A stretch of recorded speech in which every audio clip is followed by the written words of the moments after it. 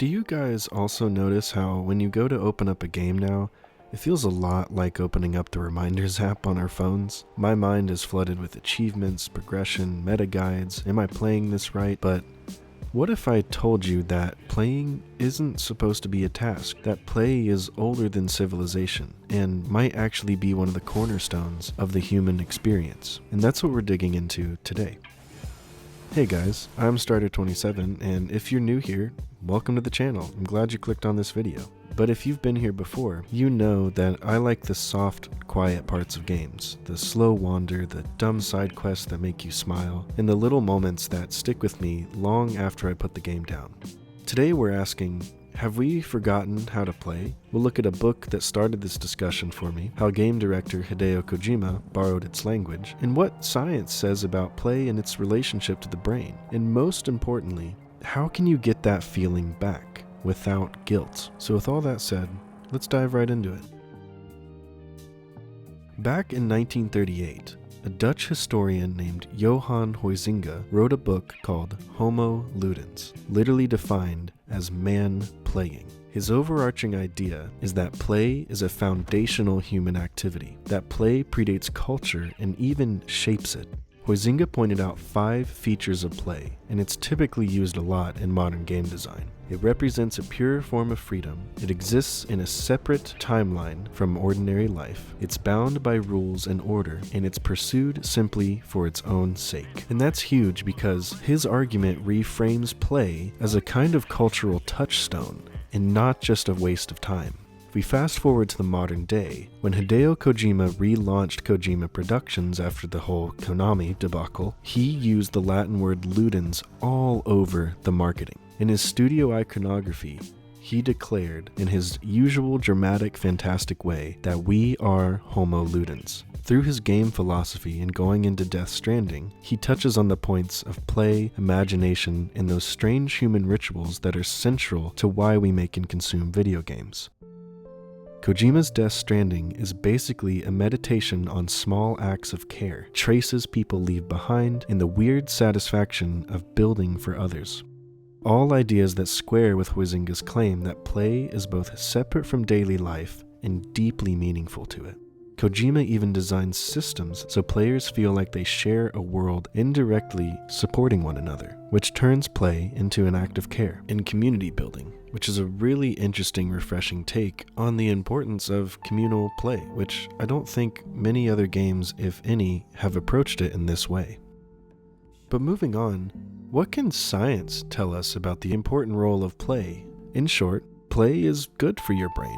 Recent reviews of play and playfulness show adaptive benefits for health and well-being. It gives us a better mood, we feel more creative, it improves our social bonds, and even is a form of stress relief. Playfulness also supports positive emotions and social connections, which are huge for overall mental health. Neuroscience discusses that play activates neurotransmitters like norepinephrine and endorphins. It helps learning at the synapses and even supports neuroplasticity, which is the brain's ability to rewire and learn. Those are the same processes that help people recover, adapt, and stay mentally resilient. So even for adults, play reduces cortisol, the stress hormone, and helps with mood regulation.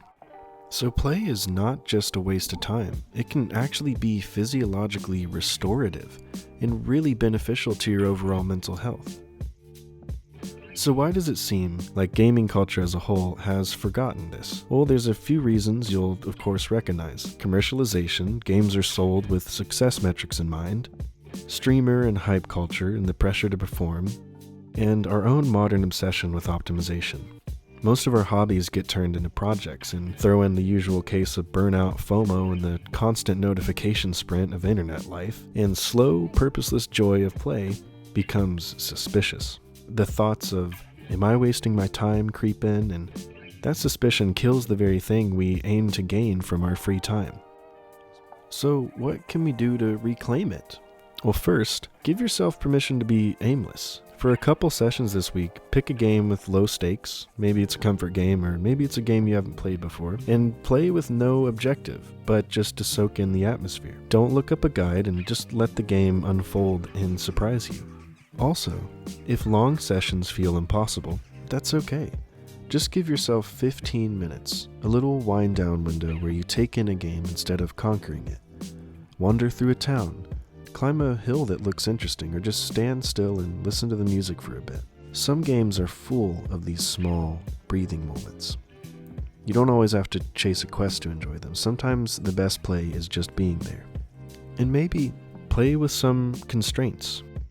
Try a no HUD run or even a survival run. Remove the game zone checklist and let your curiosity lead.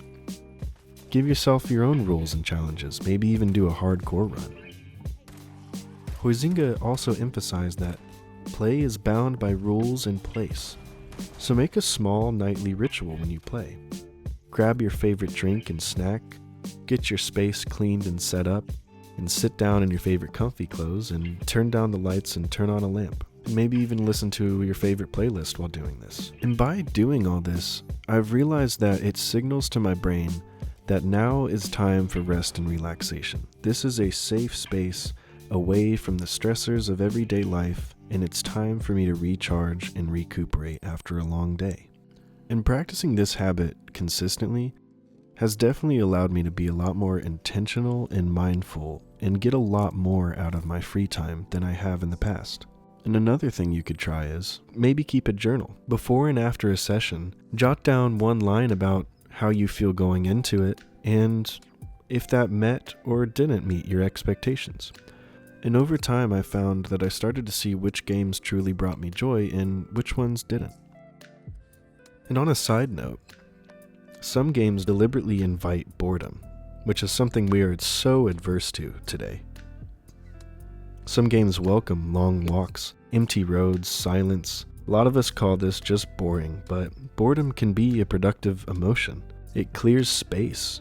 Death Stranding's walking-heavy sequences force you into a quieter, meditative attention that invites reflection.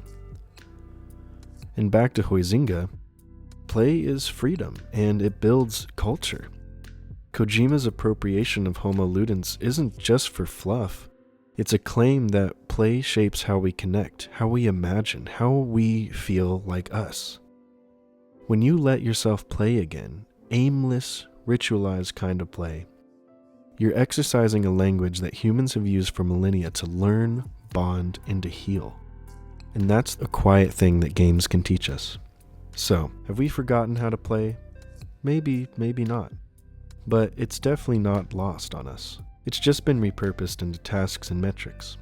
But if you give yourself permission, build a tiny ritual, and choose one aimless session this week, I think you'll start to remember why we play again. And when you do, the games that just used to feel like a waste of time might become a comfort. They might change your perspective and give you that small sense of what it feels like to be human.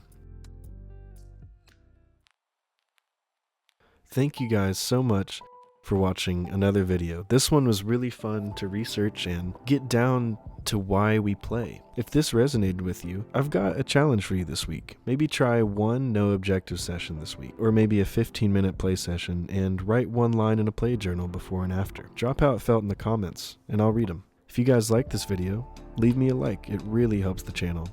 And if you want more of this kind of content, consider subscribing. I'll have new videos out every week. But all that to say, I hope you guys have a wonderful weekend and rest of your day. And as always, happy adventuring.